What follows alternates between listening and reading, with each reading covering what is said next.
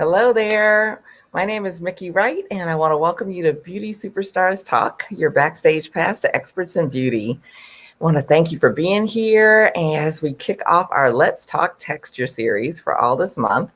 And this month is a time for you to ask questions, for you to take your knowledge of hair and learn what it takes to succeed as a natural hair pro in this business and take your business to the next level. So it's such a hot topic that you may know someone who has questions and who wants to learn more, grow their business. So feel free to tag them or invite them to join us now. And I may be dating myself, but when I was a kid growing up in Detroit, actually in the suburbs of Detroit, when it was warm, something happened almost every evening before the sunset. The neighborhood teenage guys would come over and their girlfriends would braid their hair on the curb. And some kept it braided and some would take it out the next day to have a really funky, fresh fro or afro.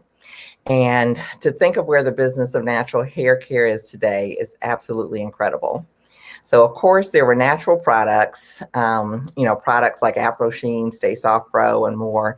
And those were big, profitable Black-owned companies. But now I'm just finding out, actually doing research for this topic, that the natural hair care industry is valued at $500 billion. Yes, that's with a B. And big brands are investing. So the question is, are you investing in you to make sure that you have a piece of that pie? So I'm super excited to have my guest, Elaine Truesdale with ANHC Pro, which is the Association of Natural Hair Care Professionals, who, although she doesn't do hair, is right on the cutting edge and leading a whole lot of natural hair care pros to an even better business. And she's going to talk to us about how the natural hair care industry has literally gone from the back porch, or the front curb in my instance, into an industry that generates billions of dollars, and what you need to do right now to make your business more profitable. So Sunday ended my Black History Month tributes. I am Black Hair History, so you're welcome to follow me on Instagram and on my just regular Miki Wright page on Facebook to see the previous post. And I'm also looking at creating a t-shirt that will honor all of us who are in the process of making Black Hair History. So let me know if you like that idea. And if you're not already, you can follow me on Instagram, which is Miki Wright. It's just 1K, MIKIWRIGHT. And on Facebook, which it's at Salon Biz Coach, to follow my tips on texture, which I'll put out all this month. So again, my name is Miki Wright. I'm grateful you're here and grateful for the privilege every week to meet with amazing Black beauty bosses who are making their mark in the beauty industry. And more than a podcast, this is actually a movement to encourage Black excellence, entrepreneurship, and preserve our history and bring healing to our industry as well. So if you missed last month's Salon Success series, you can catch all of the previous Beauty Superstars Talk interviews on YouTube under my name, which is, again, Miki, M-I-K-I, Wright, W-R-I-G-H-T, and listen to the podcast on Apple iTunes or your favorite place for podcast. So to contribute to this work and support others in growing their business in the industry, you can visit beautysuperstars.com and just look for the red button. And I'm actually pleased to announce this week is a double header, and we'll actually have our first international guest, which is Asha Mcleod of Jasma Hair Inc., who has basically led the way in creating a space for Afro and super curly hair in Canada. Her salon, styling team, and products have been the place for more than 30 years, and she's seen it all, and she'll be here to share how she created her brand and owned her own niche, and how you can too. So without further ado, I want to welcome my guest, and I want to share just a little bit about her before we really jump right into her story and all that she wants to share to help you build your business. So, hi there, Elaine. Hi. I'm going to go through and just read through your bio, and we'll jump right in. Okay. So, through the years, the natural hair industry has evolved and become quite a lucrative field. The question is, are you profiting or still treating it like it's something to do for fun or for a few extra dollars? If you love natural hair and you're serious about making sure that your business is run as a business, you don't want to miss this.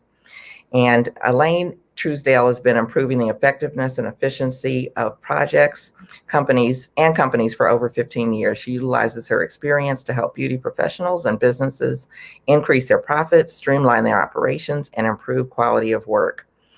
She has a passion for creating systems, turning creative ideas into achievable products and services. And as founder of ANHC, the Association of Natural Hair Care, she has had the pleasure of working with salons, cosmetic product developers, consumer goods brands, e-commerce platforms, and tech startups within the beauty industry. The ANHC organization provides ongoing training and support for those offering natural hair care services and products in a variety of ways, online and off. And it's my pleasure to welcome you here. Thank you. Thank you. I really appreciate you involving me in this. I really love the series that you're doing, and just talking to beauty professionals and putting their information out there for others to learn from. So thank you for including me. Well, thank you. Thank you. I think you're just such a wealth of information, and you've got your hands right on the button because you're always in contact with natural hair care providers. And I want to make it clear that you don't do hair. Not at all. But you're definitely an expert in this industry. And so I'm super excited to have you and to have this conversation. So since you didn't, come up braiding on the curb or on the back porch or what have you, how did you actually get into the beauty industry? Well, actually, my background is project management. I worked in architecture and construction prior to jumping into the beauty industry. And when I started my lot journey in the 90s, when I started my lot journey in the 90s, people used to ask if I did hair for some reason, not where I got my hair done, what I use, but they always asked me if I did hair. So I started out just creating an online network for people to share information about their hair. Someplace I could direct people and say, I don't do hair, but go here. It's a place where we can share information. And it was open, just an open forum. And the people joining me at the time were all non-professionals. Mm-hmm. So non-professionals advising non-professionals. And it didn't sit well with me at all. So I started reaching out to professionals. I'm based in Atlanta. We have a lot of industry leaders. So there were plenty of people for me to reach out to and talk to. And just discovering that at the time, for the people I spoke to, there was no organization or industry or trade association that they belonged to. So after speaking to them, a lot of them supported me in starting that, let me handle the organization, the structure, all of those things I love doing, while they could focus on the hair part and the technique in the industry. Yeah, well, that is so cool, that that basically, you being asked about your hair led to you starting a whole new career in the beauty industry. It did. Yeah, that's pretty phenomenal. And so so you told us a little bit about your background, but what did you do prior to the beauty industry? I think that's always kind of interesting just to see, what brings to it. Project manager for general contractors. So I worked on commercial buildings. So I had a lot of subcontractors under me. And what's interesting what connected me with the beauty industry, moving from that industry, is working with people who had studied and become experts at different trades. So we had, your electricians, your plumbers, concrete work, landscaping, all of those different things. But they found a way to take that trade and launch and thrive with, $1 million businesses. And when I started talking to people in the hair industry, that resonated with me, that was the same type of people, people who had really got a skill that they had really mastered, and helping them to take it where I knew it could go because I've seen it. This is exciting to me. Wow. Well, that's pretty cool because I think a lot of people in the industry, a lot of people who are creative we don't always see ourselves as, excelling, or like you say, creating $1 million business or even a 6-figure business, that is somehow outside of us, or not within the reach of what we can actually do. So it's really cool to have someone come in and have that sense that it's like, this is totally the same thing. This is totally cool. Yeah. Yeah. So tell us about the association and like who it's for, what it offers, because you do a lot, to help businesses grow. So the association is for beauty industry professionals, hairstylists, salon owners, educators, product companies, people that just focus on the product side of things. That is who we're talking about. And the niche that we focus on are people who work in that natural hair space. We have members that are not in that space, but they all are open to it and have some skill set in that space, in that natural hair space. Okay. So it might be hairstylists who are cosmetologists who may have part of their clientele may be natural, part of their clientele may not. Is that? Yeah, absolutely. And it's interesting. It's interesting you said cosmetologists.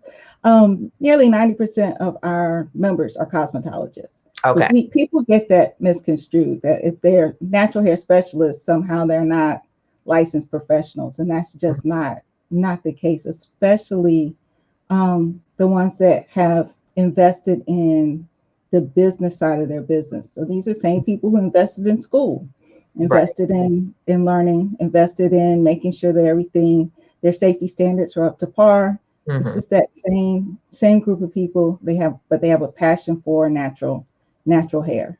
Got it. Okay. And if you aren't licensed, because a lot of states don't require a license to do natural hair, and some do, some don't, can you still join the group? Absolutely. Yeah. Okay. Like I said, 90. So we got 10-15%, that are not. And a lot of times they're, even if they're not licensed, they're certified, or they've been through some course or something that takes their skill to that next level. Okay. Yeah, because I think we pretty much all know someone who's just really talented, gifted. They grew up, kind of being that hair braider, the person who did everyone in the neighborhood or what have you, may have made a few extra dollars and may or may not have considered it as a real profession, and taking those next steps to get more education and what have you. But it's great to know that they're welcome, and it's a platform that can help them enhance what they have in terms of talent and skills. Yeah, and we find a lot of those and encourage them to get licensed through apprenticeship, or going back to school if necessary. But yeah, it's something that we definitely encourage, because there are some things that help. And what I like is, if it's an area that doesn't require a license, is certification, because it's not my goal to send everybody through the government in order to prove that they can do what they do. We know that they grew up doing it, but having someone or a system that has already been proven is always great, to reinforce what you already know. Right. And so talk to us about, changes that you've seen in the industry in the last, how long ago did you start the association? 10 years. 10 years. Okay. So have you seen a lot of changes in that time frame? Yeah, I guess just in numbers more so than anything else. Just more people who take natural hair seriously as a career. A lot of people transitioning from doing a lot of services to honing it down to one niche that is in natural hair. So I've seen a lot of that over the years. Just once people realize that there's money in it, then they can focus on it, and drop doing other things. And then just the popularity commercially, or out and about. I mean, you look at commercials now, Black women have their natural curls out, and before it was all silky straight, before that. Yeah. And a lot of people, just health wise, have moved away. So they want the same look they're still wearing their hair straight, but they're they're not doing chemical relaxers. So they may be doing something ceramic fusion silk press. They may be doing something different, and just the numbers again is really the biggest change I've seen in the industry. Yeah, yeah. And I definitely think that, I mean, you can't help but notice the numbers have increased, everywhere you Yeah. look, in terms of, advertising, in terms of, just being on the streets. Not that we're on the streets that much right now, but Yeah. like you definitely see more people who are, rocking their natural hair. I will say personally, Mm-hmm. I get a lot less questions. Okay. Yeah. Yeah. So Yeah. A it lot is less. Yeah. become a little bit more mainstream, a little bit more of the Yeah. norm Yeah. than, yeah, yeah. And definitely in the 90s. And I do have some friends who had started their natural hair journey in the 90s, and it definitely was a completely different climate. So Yeah. yeah. Absolutely. So what are some of the challenges that you see that, people are facing in the industry? Um, Really, I mean, right now people are facing huge challenges because their salon doors are either closed or they can't take as many clients as they used to be able to take. Mm-hmm. Um, those are some of the biggest things, but just overall, like over the last few years, um, real challenges are just the mindset, switching to that business mindset, and not only within the industry, but also outside of the industry. A big part of what I do is reach out to B2B businesses that help small businesses because they aren't targeting salons and hairstylists. Oh, Somehow, when they're thinking about their customer, when they're thinking about businesses that they can help or businesses that they can teach or educate, they're not thinking about salons. So I like to come to them and say, hey, here's a whole group of small businesses that you're not even considering. And when I say salons, I'm even talking about your suite owners, mm, right. because they have the same professional needs. They Mm, still need to market. They still need to.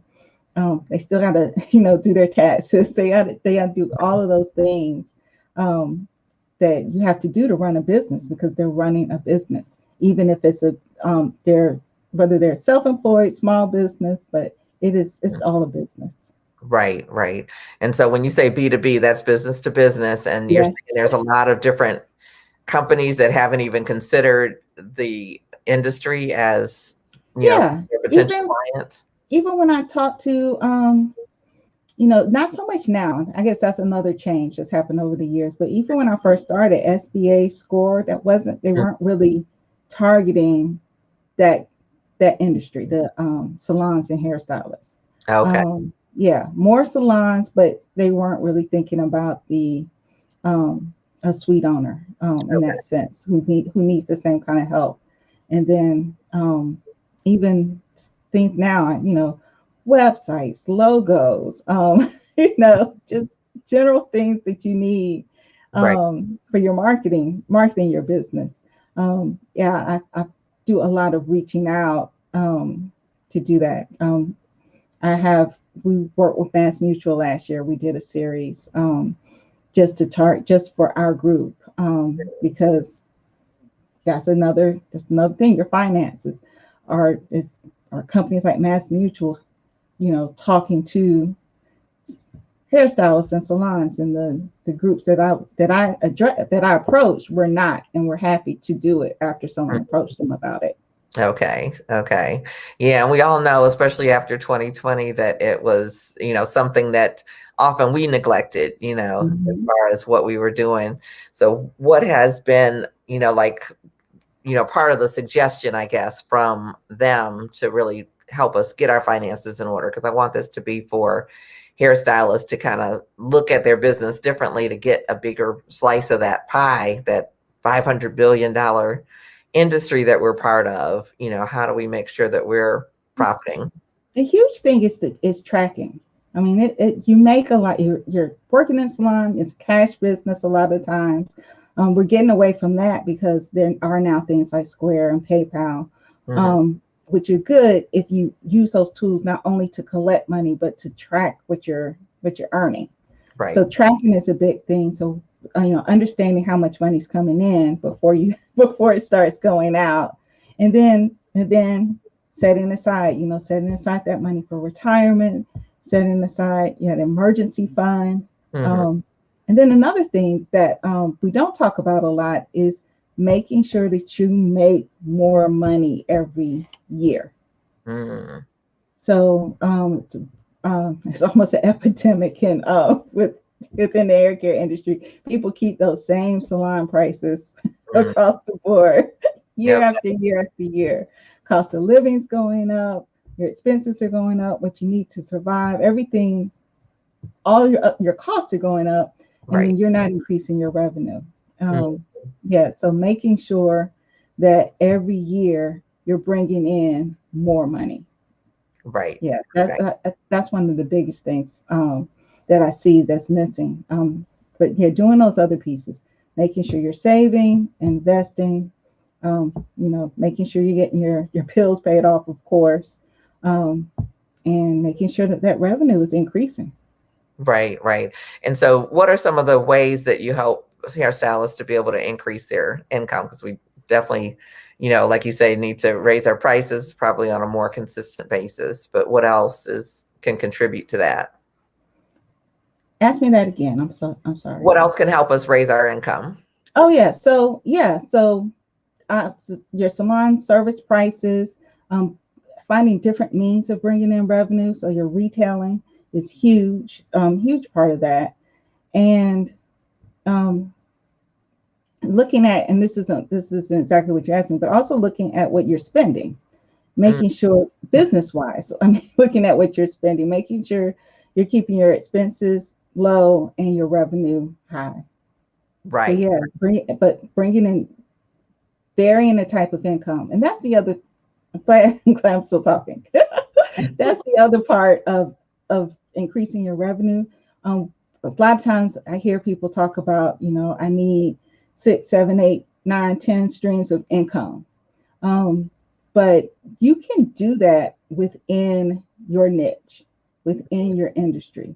So you can have salon services, you can have consulting, you can do corporate contracts, meaning, you can work for like a Paul Mitchell, you can work for a brand. You can selling retail, teaching other stylists. Like, you can generate multiple streams of income with your niche. And when you do that, you grow your talent, you grow your expertise. If you stay within your niche, when you start breaking off into different areas, and this will date me really bad, but it used to be noni juice used to be a thing, and every salon they were pushing this juice. I don't even know if that's still around. But yeah, so that does not add to your growth as a hair care professional. It brings in income, but you have to, you can bring in multiple streams of income and build on your niche.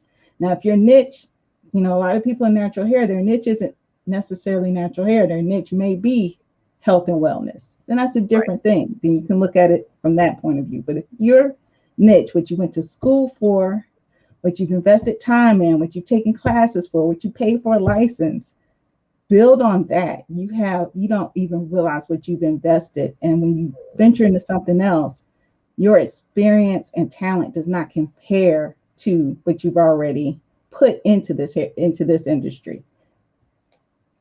Okay, off my soapbox now. Yeah. But that's really good stuff. That's really good, because there are so many different areas that we can tap into. And I know you do a lot of webinars through ANHC to, promote different things. I've attended a couple with, online classes. You did one today on that, planning and marketing your online class. And I've attended some before. You've had things on retailing, things on creating your own product line. Yeah. So talk to us about that, because that is something that a lot of people are kind of tapping into right now, is, I think I want to start my own product line, or I have my own line, but I'd like to get distribution wider. Okay, yeah. What are you seeing in that arena? So I always start with where you are. So if you're doing hair and you've been doing hair and you just do services, and you haven't been doing retail, and you come to me for advice on starting your own product line, I'm going to recommend that you sell retail, sell someone else's brand for a little while. Okay. That's going to teach you how to sell. That's going to teach you what your customer likes, what you like, what you want to see in your own product line. It's also going to teach you how to market, because those brands that you're selling, they put thousands and thousands of dollars into their marketing. You should be learning and getting information from that first. So I'm going to start from the bottom. So first, if you haven't been retailing, retail. And then you start moving into your own product line. So let's say you've been retailing, you're like, okay, I'm ready. I want my customers to be loyal to my brand. So getting your own brand, one of the lowest entry points for getting your own brand is white labeling. So that's when the product's already, a company makes a product, they literally put it in a bottle and you put your label on it. There's companies out here, so you can find products that work for you, because now you know what kind of products you like. So you can find comparable products to the products that you like. And people always say, no, but I wanted to have this ingredient, or I wanted, this special. I said, start there. And then when you have, set aside the money you need to develop your own product, and then it's already under your brand, you can come out new and improved. It's not like you're starting over again. And then your new and improved can have all those little touches that you wanted in your brand. And that's when you start getting into custom formulation. Okay. And there's different directions depending on how complicated. Obviously, if you're doing something that requires a lot of chemicals, a lot of preservatives, just about any salon level product outside of some of your butters, or it's going to require that you're going to want to consult with or get someone else to make that product. So consult with a chemist, get someone else to make that product. Also for your protection, because once you start dealing with that, someone else is manufacturing it, then you want to make sure that you have that chemist on your team, or that chemist whose name is on, who put that formula together, between you and the manufacturer. So you want to make sure of that. But there are products that are, an oil, a butter, especially in the natural hair arena. Those are some things that you can produce on your own. And it doesn't take as much as you may think for formulating that. And there's lots of resources out there for teaching that. We have on our advisory team, we have Margaret Haven, who helps. That's what she does. She consults with manufacturers, little, big, whether you're manufacturing your kitchen or you're a major manufacturer. She helps with that, making sure that you're following all the FDA guidelines, figuring out the stability of your products. And again, she works with simple products, some oils, some butters. Once you get to a certain level, you need a chemist. You need someone, a formulator. And we have Angela Ellington on our team as well, and that's what she does. And she's incredible. She's worked for L'Oreal. She's earned I don't know how many patents. Like she's the real deal. So when you want that specialized formula, that's the type of person you want to go to, and she stays with her clients through the lifetime of that product. So like I was saying before, like you may have a formula for a product, you take it to a manufacturer and they say, oh, we can't do it for whatever reason, or we need to tweak it a little bit. When they tweak that formula, that becomes their formula. That's not the same formula that you just gave them. So there's a lot of things that you need to look out for. So making sure you're working with the right experts on top of making sure that you understand yourself and your customer and your niche as well. Right, right. Yeah, it's like you touched on so many things in that in this conversation. That's awesome. So it sounds like a little bit in the asset protection or the IP. What is that? Intellectual property. Yeah, yeah, that Yeah. you need to have some things in place as far as those things, as well as, it's like, oh, this does a great thing on the hair, but making sure that you're protected on all sides. And then I was hearing liability, I think, from Hmm. Yeah. who's responsible if someone has a reaction or, X, Y, or Z may happen. So, Yeah. uh, And there's claims. Like, are you calling? I know everybody has a growth oil, yeah. but yeah, once you start telling people that this is going to grow, Oh, then there's different liabilities with that as well. So you may find yourself trying to defend a lawsuit because it didn't grow their hair because you said it would grow their hair. Yeah, it might get your whole line shut down. Your whole, Wow. yeah, your whole company could be shut down. So you have to be very careful. And just in that vein, that's what our indie beauty group. We have different types of membership, but we have that Mhm. indie beauty membership specifically for people who are doing their own product line, whether they're doing white label, whether they're Mhm. have a custom formula, or whether they're whipping it up in their kitchen. Mhm. That's what we have, that so that it's a not only group of peers who are doing what you're doing, but also our advisors who, our attorney, accountant, Mhm. marketing expert, product development, and manufacturing, all there to help and support. Wow. Yeah, yeah, That's phenomenal. That's really like a one-stop shop, and that's seems yeah. like a no-brainer for anyone who's thinking about a project or even who has a product to make It is sure all a safe way those to go. T's are crossed and I's are dotted. Yeah. Yeah, Yeah. that's phenomenal, Elaine. And what about like distribution? Like, I have a product, I feel like I've got, some of those things in place. How do I get it out to more places? What are the things to look for in terms of, agreements? I know that there's some agreements that haven't gone well, for some Hmm. people. So, what are your thoughts with that part?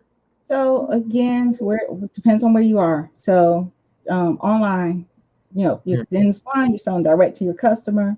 You need to sell online. Online is critical. We all know that we could be shut down at any moment. Mm-hmm. So you got to have a way to reach and talk to and communicate and sell to your customer without being face to face. So online is critical. E-commerce is essential, no matter what else you're doing. When you start getting into beauty supplies and stores, um, that's when you start talking about buyers, and then, or that's a whole different thing. We have a few members that are doing that, but most of our members are e-commerce. Okay. But we do have some members who are doing selling, um, to different retailers. Mm, Um, the other thing is, since our niche is hair care, those other, you can sell to other professionals. mm, So, yeah, so those same professionals I just said need to be retailing before they step out. Those could be right. your customers. Yeah. So you make sure you understand and that's the other reason why you want to retail first. Make sure you understand your product. Make sure you know what kind of support you need as a salon owner, so you can support other salons in the future, so you can sell to them. And then the other thing I warn people against is, like, when we really talk about big box.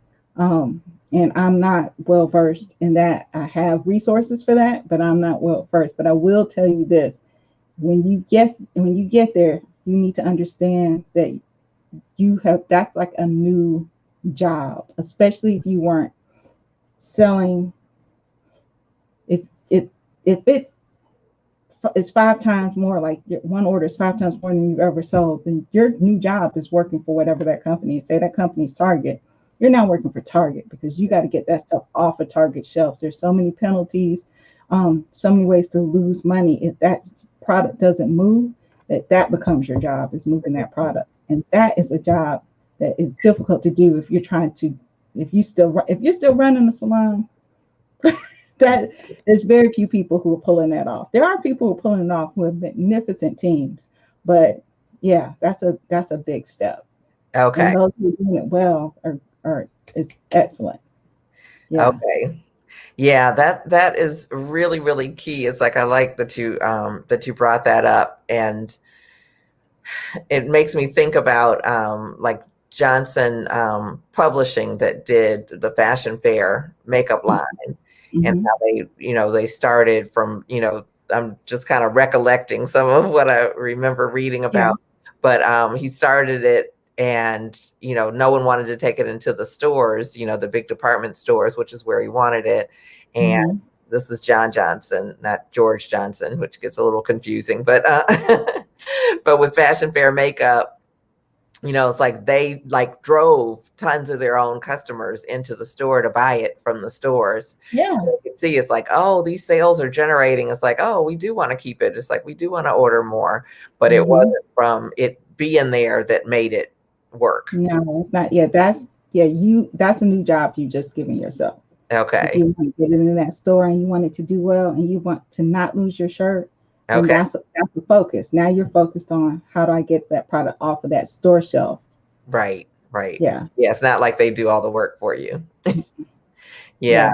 And the other thing with that is like with the distribution, is a lot of it, you're putting the product out up front and then getting paid for it later. It depends on, again, what level Okay. you are. If Okay. you can sell product to a smaller beauty supply salon, um, that's, you're selling the product, that they're buying the product. And again, even with that, you need to get that product off of those shelves, Right. because if it's just sitting there, they're not going to buy it again, Right. and you're not making any more money. Right. Yeah. Yeah. Yeah. So when you start getting outside of your salon and e-commerce, you're looking at a new business. Okay. Okay. And even the Yeah. e-commerce is a new business.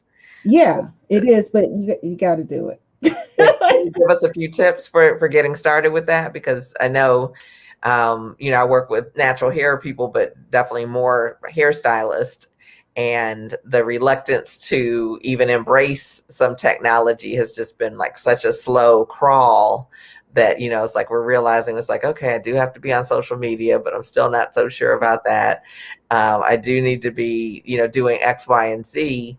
But it's like when you throw in, it's like, oh my gosh, I need to be selling online. How do we keep that simple and feeling doable? So, um, so you want to make sure you're utilizing. I mean, right now the way the e-commerce sites are set up, they make them easier, user friendly on the back end. It still takes a little education. Don't you've never seen it before. It's like me trying to do someone's hair. I'm gonna be. You might say it's easy, but I'm not gonna. I'm not gonna. You know. Right. I'm not gonna succeed. Let's say that. So, yeah, but there's Shopify, which is very popular. There's Wix, which is very popular. My understanding is Wix on the back end for maintenance Uh-huh. is easier to manage. Okay. Um, and right now, I'm actually researching to make sure that it has all of the bells and whistles that Shopify has. So far, I haven't seen anything that Shopify has that it doesn't, but we're still researching that. So Okay. I can't tell you specific, definitely that it is the same, but there's Mhm. Shopify, there's Wix, there's lots of other e-commerce, but those were I'm most familiar with. Okay. Um, and then, yeah, you're probably going to want someone to initially set it up for you and kind of coach you through how you're going to maintain it. And a Mm. lot of people have someone else maintain it. You can do that at reasonable cost. However, make sure that whoever built your website and is maintaining your website has it so that if you do walk away, you can still manage that website. So if you break up with your website guy, Right. you Right. want to make sure that you walk away with the website and the ability to work on it. So you need to be knowledgeable about that, especially if you don't have a large budget to rebuild a website. Or continue to pay for little changes, because once you have someone else who's managing it, yeah, every little they can charge you for every little change because they're in the driver's wheel. So you need to just make sure that whoever you get to build or update your website also teaches you the basics on how to do the maintenance. Right, right. Yeah, I think that's a really key point because you can end up very stuck Very without, stuck. yeah, Yeah. sometimes even locked out if you're not, careful. So Mhm. yeah, but that's good. It's like, and there's a lot of resources. I think Fiverr could be a resource, and Yeah, and we Upwork. have pro services that we offer, so Oh, we you help do? people with their websites. Yeah, and Oh, right now we strictly do Wix, but yeah, we help okay. people with. We'll build a Wix website and train you all the way through. Awesome. Okay. Yep. You just keep adding more things. It's like, I love it. It's like, We really want the beauty professionals to be able to focus on what they're great at, right. and Right. we'll bring in the resources for the rest. Yeah. That's Yeah, powerful. And we need that. yeah, That's why I'm glad you're here, because you're really shedding some light on some different things. So good. once we have the website kind of up, we got to Hmm. get the products into it. We need like a That's shopping part of it. That's shopping not a. cart. That's the same time. You're That's not. the same thing. Okay. Okay. Yeah. If you're talking e-commerce, now obviously, if you have a salon and you're already doing booking, you already have a website that's where you're doing your booking, then Uh-huh. adding that piece would be an addition, adding the e-commerce piece to that website. Okay. Yeah. Okay. Okay. And then from the marketing standpoint, what would be some tips you could share with getting people to the new site that you have up with your products? The biggest thing, and it's with stylists and salon owners, your customers, your customers, your customers, your Mm, customers. okay. Talk to us. Talk to Yeah. us. First of all, they need, they need to know about it. They need to love it. They need to become your advocates.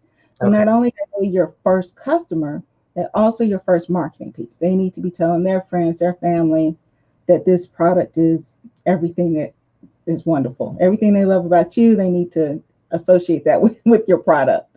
Okay. Um, yeah, I know a lot of stylists get real scared. Like, I don't want the product to be so good that they think they can they can do it without me. Mhm. They can't do it without you. Right. Right. They, but it's great to have bigger gaps in when they come to visit you. If you got the weeklies and they're, $65, $75 a visit, make them bi-weeklies or even quarterlies or monthlies, and Mhm. make them 250 a visit. Send them home with that, all the products they need, and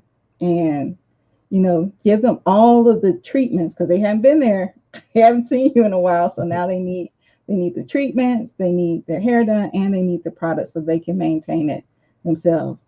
And then keep increase your clientele from there. So Okay.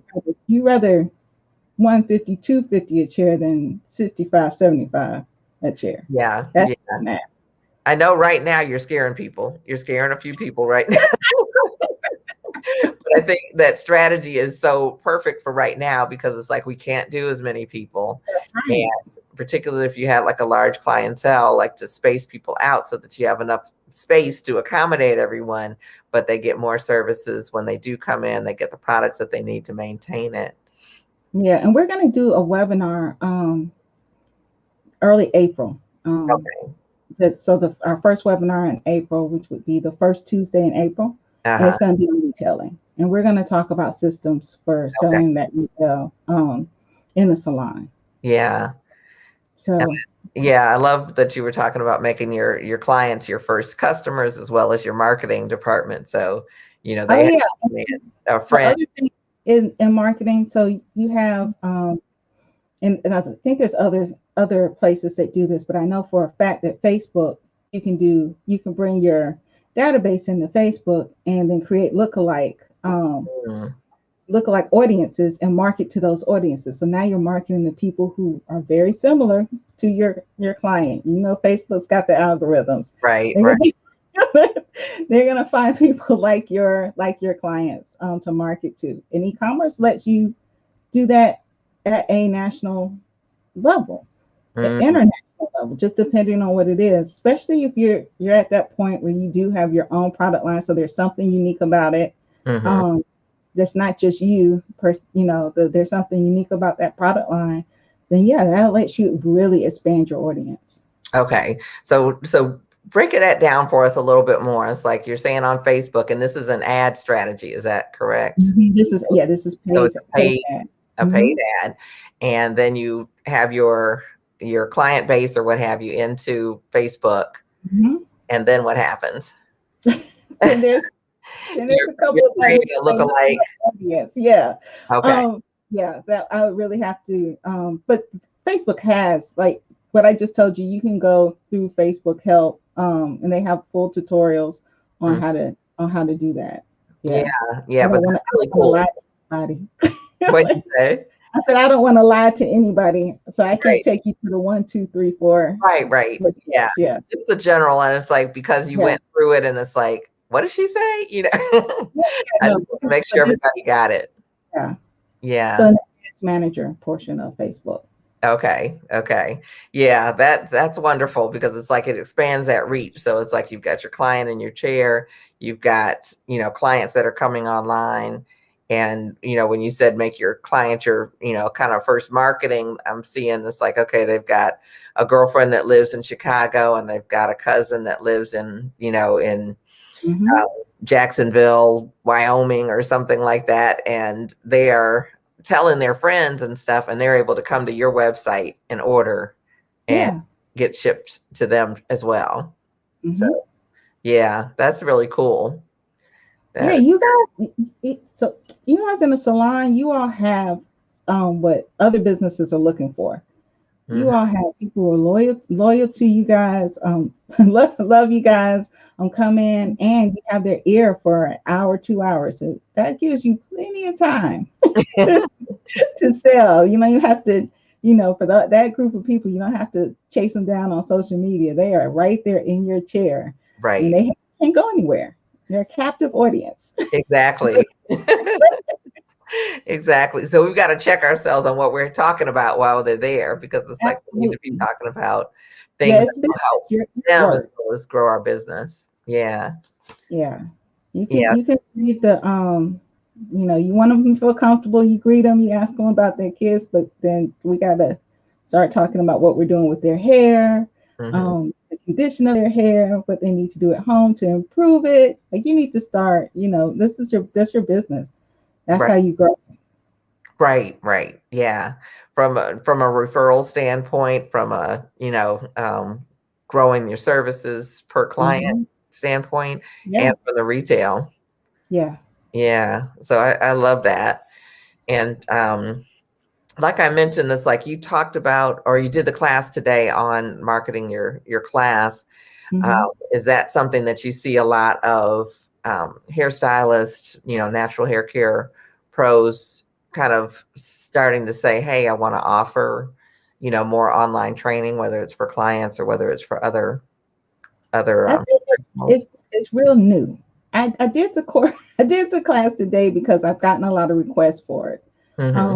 But people are still learning how to fit it into their business well. Okay. Even on the calls, like, well, do I charge for this? Do I not charge for this?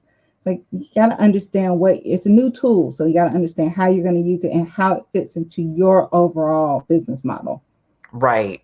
Yeah. So it's going to be different for a lot of different people. Yeah, I wanna stop you there. I want to explore that a little bit more. But we do have and thanks for everybody that's here joining us. Let me see if I can show. It's like we've got a Facebook user, and if you like, you can go down to the bottom of where this is airing and give StreamYard permission to show us your name, and then we'll know who you are. But this is a Facebook user that says they missed that class, had clients, but will there be a replay? So would you like to share with us how they can catch that replay? Yeah. Tomorrow, you can do it. You can even do it today. But you go to ANHCPro.org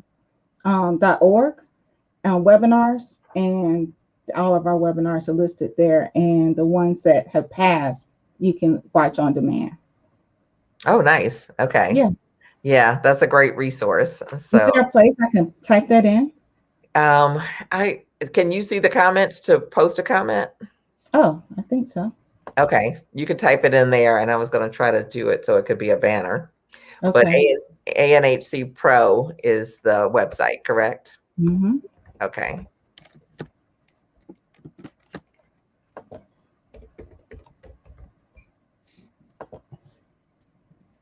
I'm just typing, guys. I'm trying to make sure you can read it.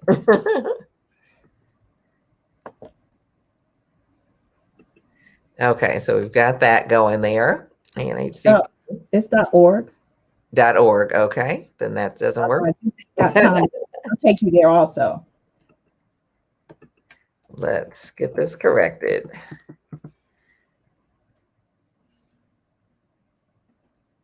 All right, is that better? Yeah.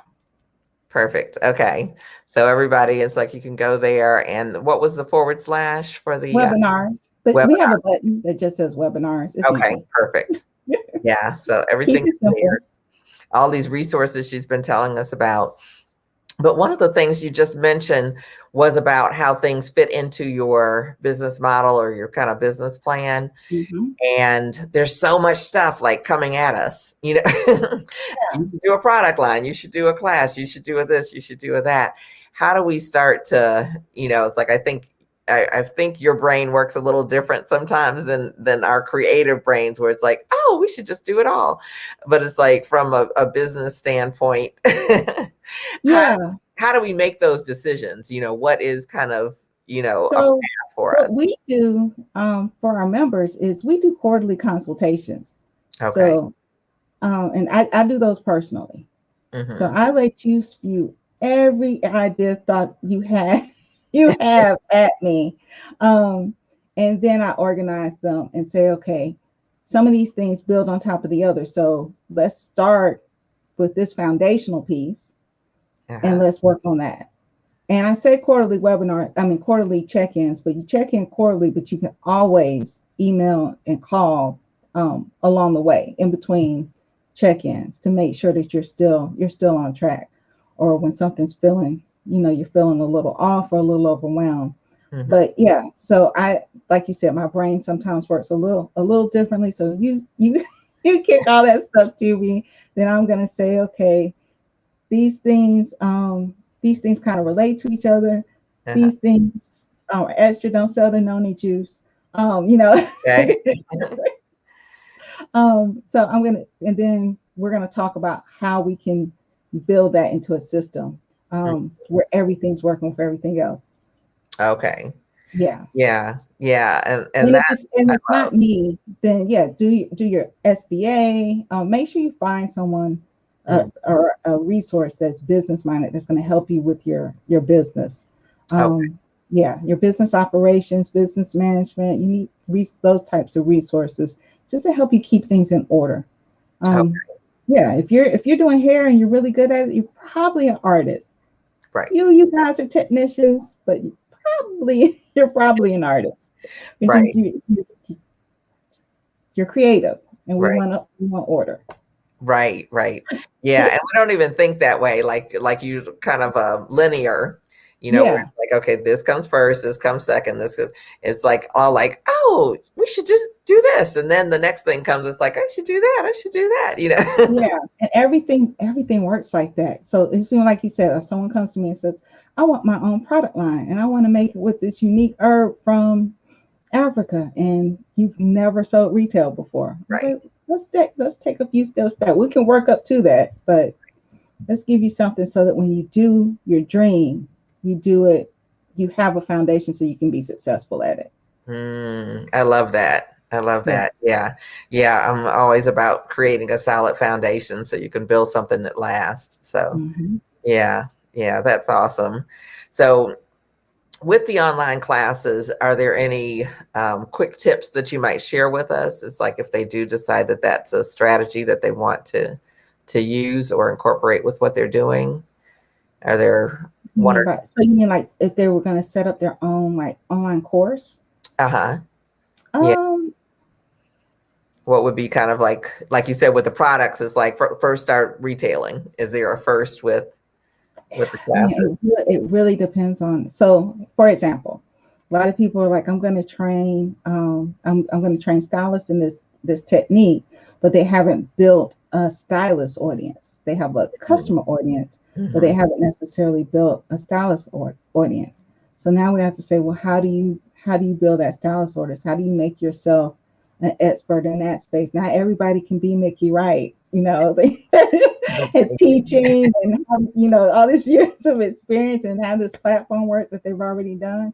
But yeah, they got to figure out how they can recreate that for themselves, so they have some leverage, have some um, credibility to even say this is what I'm going to teach you. And it's especially difficult in natural hair because you're trying to teach professionals, and some professionals still have not grasped on that. Oh, this is a professional technique. They're still thinking that it's, depending on what technique you're using, that you're doing the same thing people are doing themselves on their own hair at home, which is not the case. Okay. So again, that's why I say it really depends on where you're coming from. So building your credibility is one thing if you're trying to teach other professionals. Okay. To do that, and then building that audience. Where are these professionals coming from? Yeah. Have you done any hair shows? Have you taught anywhere? Yeah. So building that up would be a tip. I know that's not a online, like, I talk about Think of It and Teachable and all those things, but all that comes after you have a market for it. Right. First grade market. Yeah. Yeah. Probably not what people want to hear, but yeah, it's the truth. But a lot of times, what we need to hear isn't necessarily what we want to hear. So, yeah. But, it's like as a creative and as, a kind of serial entrepreneur, it's like we've done putting the cart, the horse before the cart before, and it's like it doesn't quite work. So it's like, oh, what do I need to do first? Yeah, and you can work with and working with other companies again is another way. Learn from people who already have a base. A lot of the people I work with have been educators for major brands. So now people have seen them in that teaching position. They actually have some pictures, some events they've done online, so that they have that history behind them, so they can start an online course that people will actually want to check out. Right. Yeah. And I think not only the credibility piece, but also, it's like you're getting training in how to do it well, because teaching is its own art form or what have you. Yes, teaching is a whole nother skill set. Yeah. You can do the hair. Right. And if you are an artist that every client is a couture look, you got a long way to go to be a solid educator, because you're not even repeating the same thing twice.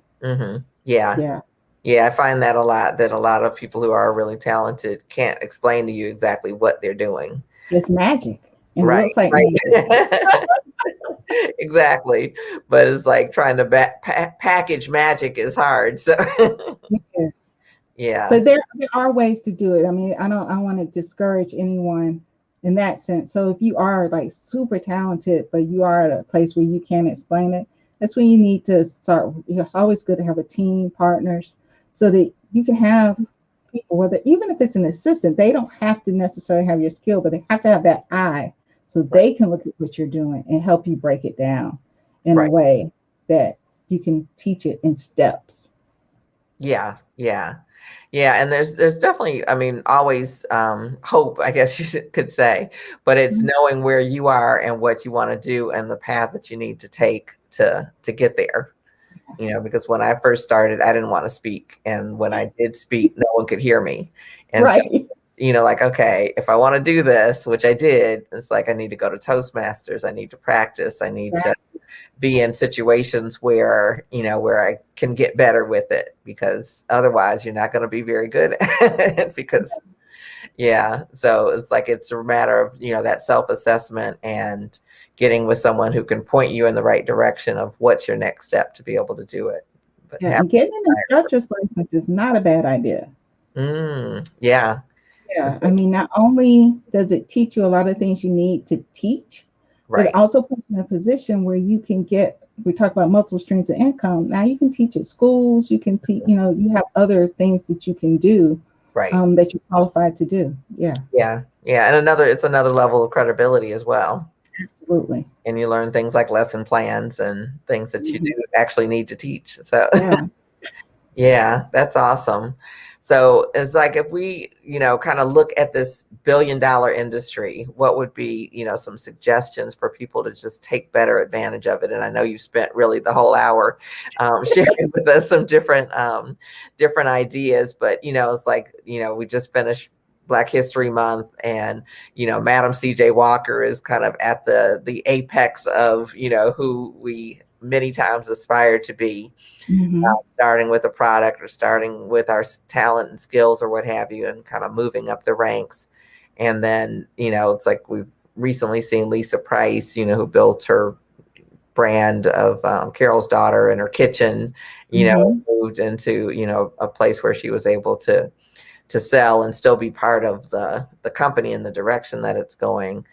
It's like, I know there's no magic formula, secret sauce kind of thing, but if we just want to take our business further and just say, grab onto this and really just almost maybe see ourselves differently, what would you say? Yeah, I definitely look at yourself. Because even the people that you mentioned, if you're a hairstylist, they are a great motivation for, yes, you can start from one level and go to another level, but their path is different than your path. You just talked about a couple of product companies, which is a lot of times what people think about, but you have and this goes back to what I said at the beginning, you have a trade that you have put a lot of time and effort into. So when we talk about developing systems and building on top of each other, look at your book, look at your clientele, look at what it is where you shine, and build from that. And I know it sounds simple, but if I'm a great braider, let's just say that's what I do. I do braids really well. I want to get better at braiding. Like a lot of times we try to, I'm a great braider, so now I'm going to learn this or I'm going to learn that. Be like the top braider, because that's what's going to allow you to then sell any products, anything that has to do with braids. People are buying from you. Now they're gonna you got the credit. They're gonna buy products from you. They're gonna buy classes from you. They're gonna want you to appear places so that you can show off your work. They're gonna want to align their products with you, because of the talent in the level of work that you do. Your clients are gonna want that's and everybody who has like a niche knows this. Your clients will come from far, different states, out of the country. I know someone comes out of Africa and comes in and gets their hair done like twice a year. Okay. So you got to be at that level with your skill. But if you can hone in on what your niche is and what makes you special, that's why I like natural hair. You can hone in. There's so many things under natural hair. You hone in on what it is that makes you special, then you can skyrocket. Think about Diva Cut. Yeah, I mean, they got the products, the school, and it's just curly haircut. But it's so much more than that, and able to build that reputation around it. And then, of course, and I neglect to say, get the right team around you as well, and right support, and that could be a whole nother webinar. Yeah. But I do love what you just said, and I hear it as like, in a sense, dominate your niche, dominate your specialty. Be a colorist, be silk press, superstar, be, find that thing. And, and not on, practice. And anybody else that you see that's got something that you can learn from it. They don't even have to be better than you. They may just have a little technique, a little something. They might have figured out how to take that 7-step system and take it to 5. Like, yeah. I love that. And it's, goes in that same vein of like, play to your strengths.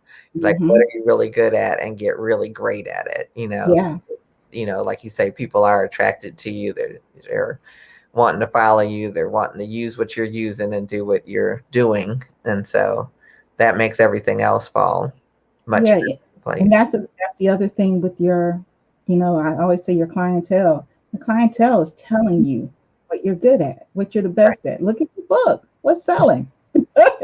Yeah. What do people keep coming back for? Yeah. Okay.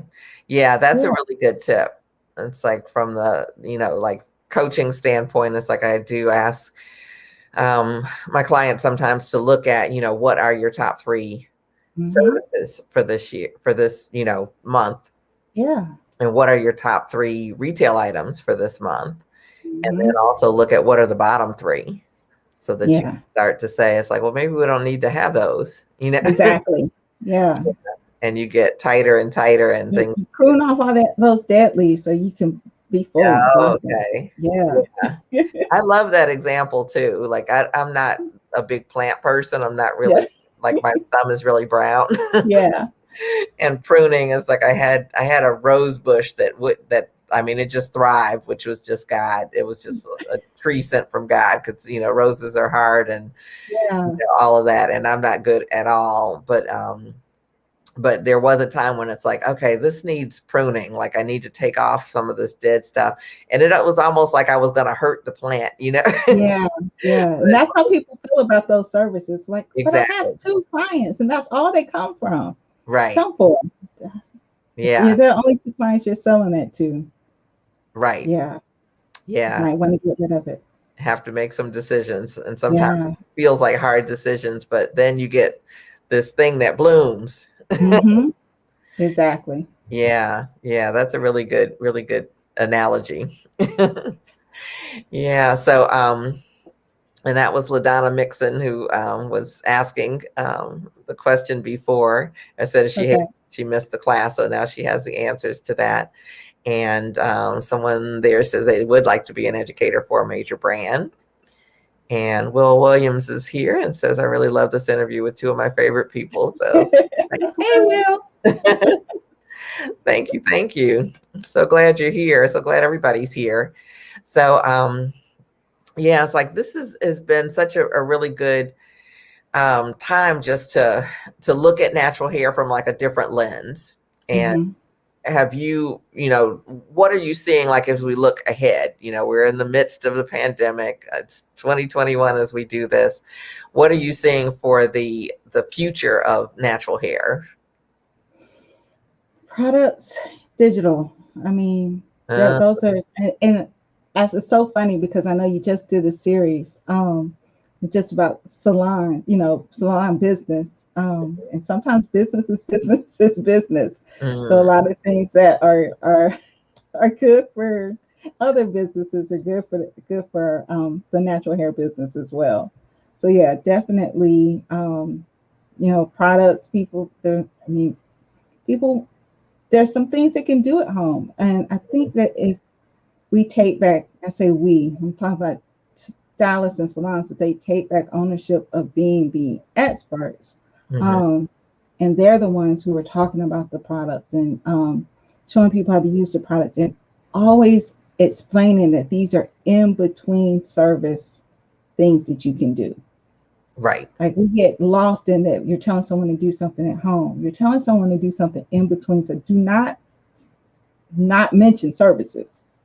You want to make sure that you're expressing like, okay, we're going to do this. And then when you come back for your service, we'll do this. Or this will hold you over because I know you can't come in for a service for whatever reason. So yeah, but for the future, definitely everything's digital. So being able to reach and consult your client digitally, that's going to be the way to engage with your customers. Yeah, especially now that you don't have the that salon feel. So if you were in a salon where it was maybe you, 2 stylists, 3 customers, and now you're at the one at a time, they are missing that community. So that's when that's when that social media comes into play. Yeah, that's you got to give them that somewhere else. And so digital is huge for the future of businesses, period. And people are just getting used to it. Right. Yeah, even when everything's, people are gonna, at first just go flooding out and then like, wait a minute, I could do this at home online, right? So Yeah, Right. making sure that you're able to do that and providing products, of course. Yeah, products that fit with your system. Like I said, whatever it is that you're killing at, make sure you have that home hair care kit that matches that Mm-hmm. and products. Yeah. Yeah, yeah. That's really like I think like it makes complete sense, but it seems a little counterintuitive that my Yeah, I natural get hair it. business will grow online, from a digital standpoint. But Yeah. definitely where the clients are hanging out, and like you said, they're used to that type of interaction. So we've Even got, if you need them to come back to the salon, how you gonna talk to them? yeah, You still gotta get online just to get them back into the salon. right, right. Yeah. Yeah, yeah, but I think you shared so many wonderful tips as far as, working with the clients that we have, and Hmm. utilizing them to our best advantage and to their best advantage. Um, Yeah. the retail is something that we can't say enough of because it's why it's a $500 billion brand. It's not That's the completely based biggest on service. segment of it. Yeah, and curly hair, kinky hair, afro hair, whatever you want to term it, needs more product. Yeah. It needs more moisture and it needs more treatments and all of those types of things. It's like it's really challenging to do it without any product. And so product is part of the resource and part of the style experience for the client, showing them how to use it, how much to use, when to use it, when not to use it, how not to get too much, where it's heavy and, cakey or greasy or any of those kind of things. It's like that's what they need us for. And, I've always felt like you were saying, like, don't forget the service part with the retail, but it just Yeah. feels like a partnership, that It is we're going to definitely a partner and take partnership. care of your hair. These are the things that we'll need to do once a quarter, once a month, or what have you. And this is what I need for you to do in between to take care of it. Yeah. Oh, yeah. Not cut and color all day, every day. Mm-hmm. Yeah. You see what these people look like at home trying to Yeah. trying to cut and color their hair. Yeah. Yeah. All Yes, I've day. seen a lot of corrective color going on in the salon from, Yes. yeah. So, yeah, we can try to save them from themselves as much as possible, praying that we don't get shut down again, but Yeah. definitely making sure that they bring their hair back in good condition. Because Mm-hmm. that was a big issue as well when people got back to the salon. It's like, what happened to your hair? Right. And it's because we were not there, Johnny, on the spot to do, like you say, consultations by, digital Mm-hmm. platform, and making sure that they have the products that they need rather than what they can pick up at the store or order online Yeah. for I their. think y'all touched on this a little. I think you touched on this a little. Raymond is communicating with your customers while they're unable to come into the salon or fearful of coming into the salon. Make That, sure you're talking to them. Make sure that when they do decide to come back, they're thinking about you. They're grateful to you because you've been communicating with them this whole time. absolutely. Absolutely. Yep. The wellness check-ins and making sure, that they know what to do. It's like, and then just taking care of their, not only them, but their families as well. It's like they're Absolutely. typically more than one person in the household. And I think Stephanie Lester talked about that with a retailing segment. And it's like, Hmm. this whole network and influence that we need to make sure that everybody's being taken care of because everybody needs to shampoo their hair. Everybody needs to, Yeah. whether they're natural or not natural, male, female, what have you. So, Yeah. They may not pay for their 6-year-old to come into the salon, but they need the product to take care of their hair at home. yes, yes, Yeah. absolutely. Absolutely. The product makes everything so much easier Yeah. and better, even for us as pros. Hmm. Yeah. So tell us how we can get in contact with you. It's like we have the ANHC Pro going on the bottom there. Yeah, so contact us at anhcpro.org or want to talk to me directly, Elaine at anhcpro.org. Okay.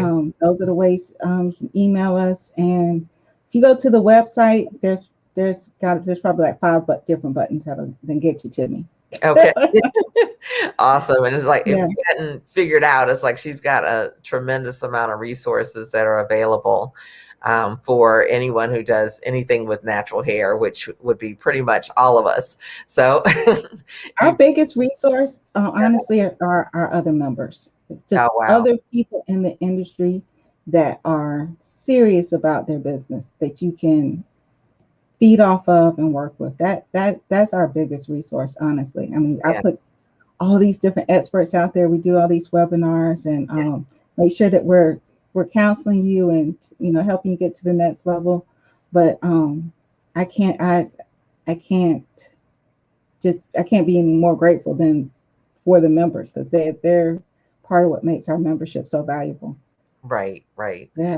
Yeah. Yeah. Well, that is wonderful because we definitely need to have other like-minded people surrounding us. Yeah. Yeah.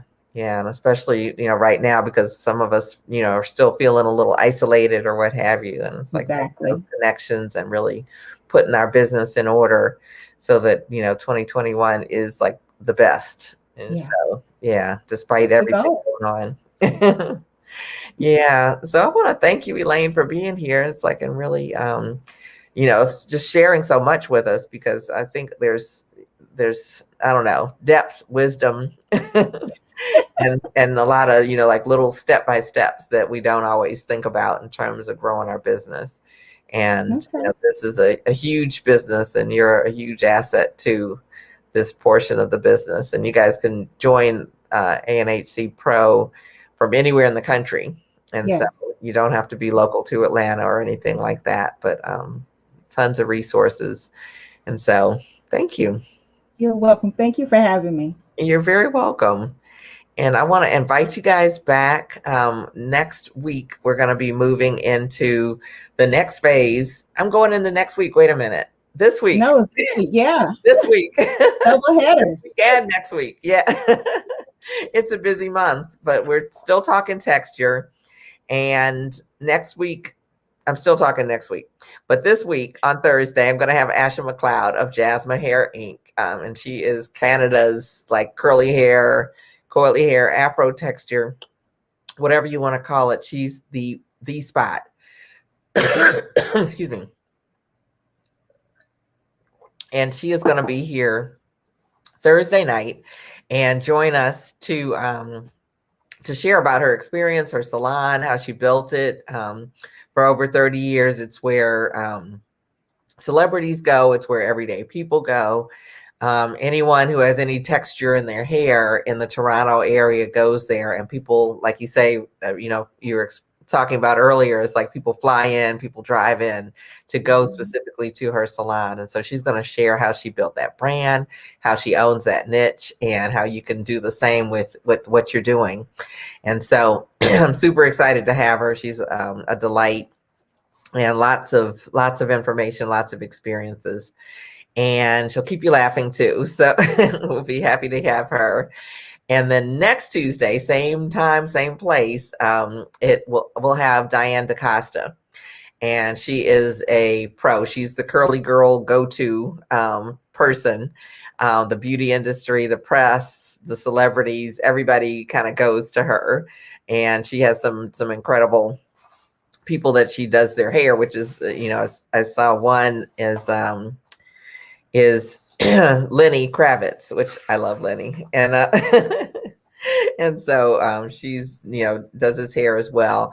And so she's going to be here. And if you don't know, it's like she is one of the authors of the natural hair textbook that Milady produced or published. And so we were going to talk about texture as kind of that missing link for cosmetology, because it's not always taught. And there's things that we need to know that we don't know.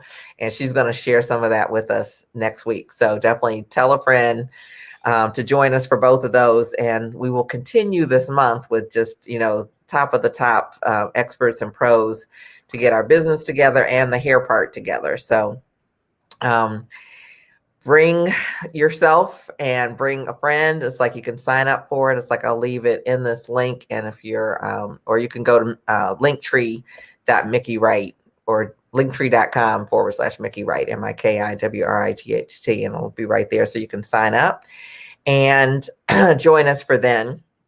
And also want to let you know, 2 weeks from today, I am going to be a guest on ANHC Pro to do a webinar series, and it is reinventing your salon biz for 2021.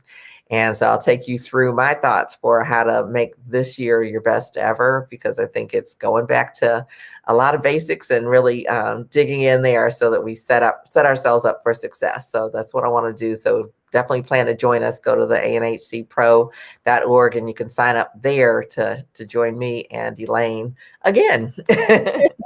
And that's Tuesday, March 16th. And I think it's 12:30 to 2:30. So I'll definitely look forward to seeing you guys then. Mark your calendar, sign up, and you'll get the reminders and everything. And also want to let you guys know this is the beginning of March, but we are quickly heading to April. It's like my next mastermind, which is the Be Your Own Boss 90-Day Mastermind. It starts on Monday, April 5th, and it is a small group. I'm going to have 10 as the max. And so if you're interested in being part of that, it's for people who are smart, they're savvy, they've taken all the classes, they know the to-dos, but they haven't produced the results. And what we do is not a class, it's not more stuff for you to learn and study and all of that. We're going to help you put everything into action and produce the results that you want by giving you the accountability, the support, and also the confidence to move forward with everything that you're doing. And it's like, I can't even tell you the level of what's going on in the current mastermind. It's like the confidence is being boosted, the steps are being taken, and it's just like, oh wow, I didn't think I could do this. And we pull up all the stuff that's the obstacles, the things that sometimes they're mental obstacles, that we have in our own way, and help you clear that out so you can actually get to the goal that you have in mind. And so it's your own individual goal. We don't set the goals for you. And so if that sounds like something that would help you make this your best year, to definitely contact me now, because I have a special that's kind of just for people who are really, really interested to jump on board, and we'll be announcing opening it up for everyone shortly. But if you are interested now, direct message me, and on any of the platforms, Miki Wright, YouTube with Miki Wright, on Instagram with my Salon Biz page, on Facebook, or in our group. So I'll be sharing some things, but yeah, it's something that you definitely want to think about if you're really ready to move everything out of the way and get it handled. So thank you so much for being here tonight. I appreciate each and every one. And if you're listening to this on the replay, thank you for listening. And I hope you took plenty of notes, and because you definitely got some really good stuff from Elaine tonight. And I just want to say thank you again. And I will look forward to seeing everyone on Thursday. And it's at 7 p.m. Eastern time, same time. And we'll be here broadcasting live. So, and you can bring your questions if you have questions about curly hair, texture hair, afro hair, anything like that. Bring questions. If you have questions about your business in the natural hair arena, please feel free to bring those questions as well. So everyone take care, and I will see you then. All right. Good night. Good night. Thanks, Elaine.